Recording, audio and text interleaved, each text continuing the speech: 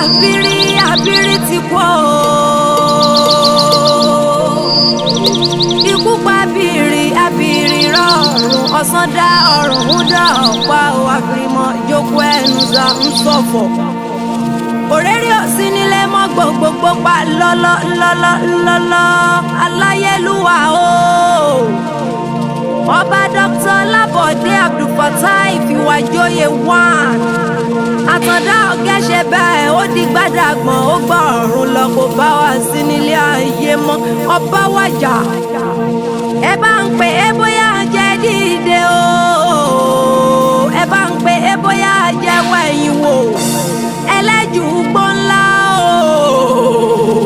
Bàbá ti lọ bíkú ti lágbára tó kò lóògùn. Kò sẹ́ni tí ò ní kú nílé ayé, kò sẹ́ni tí ò ní rọrùn alákejì àtàndá o. Gbogbo wa pátápátá la padà fìgbà tó ń mú mi lọ́wọ́ ẹ̀ bọ́ra ẹ̀jẹ̀ àṣàyè rẹ̀. Ikú tó pa bá ní ó pa ìjòyè, ikú tó pa àlùfáà ní ó pa babaláwo tó gbọ́ fáṣáṣá. Pásítọ̀ tí ń ka bíbélì tọkàntọkàn kó mọ́ bá kú kọ́ kíyà mọ́ bá jọmọ tó bí ni. Ikú ọpẹ́ ni à ń pè, ikú apẹ́ ni tí ń pè ní ìfìwàjòyè one o. Ọmọ akọ́lé owó ọ̀sán lógòde ẹ̀jọ̀ ọkọ̀ mi ọ̀hún máa ta dábọ̀ dire Igbonla. Ṣóyá àti tọ́nà nu àtàndá ọ̀gẹ́ o. Igbonla nílé ọkọ̀ mi ọ̀gẹ́ ọmọ Eleju oyè ọmọ àfijú eréko. Àtàndá ọ̀gẹ́ ọmọ àfijú eréko òpìtàn òróyè. Òpìtàn tí ó ròyè nǹkan ọmọ onílé ní gbowó rẹ̀ pọ̀ mí ọ̀rọ̀ láhùn. Igbonla nílé o ọmọ oyè orí ọ̀tá tèmi tàbàjà mójóyè Eleju.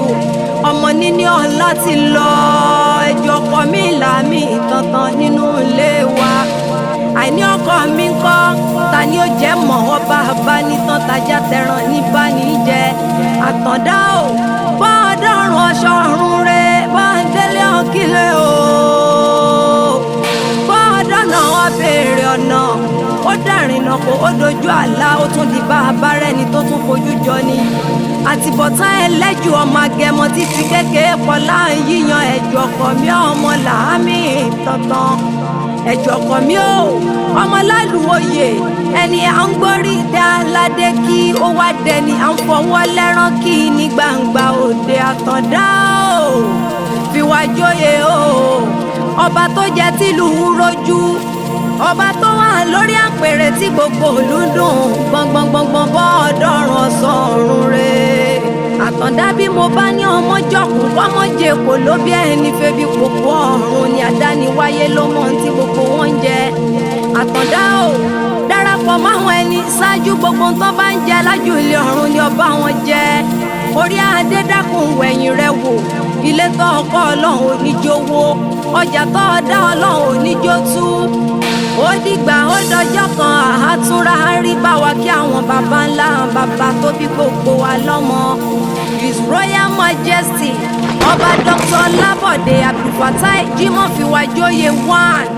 Erinwo àjànàkú sùn bí òkè ẹni rẹ̀ ti lọ ó tún di ìjọ mi ọjọ́ rẹ̀. Aṣíwájú Babátúndé Oyèbánjí àgbàkin bọ́bagúnwà of Igbonla Kingdom.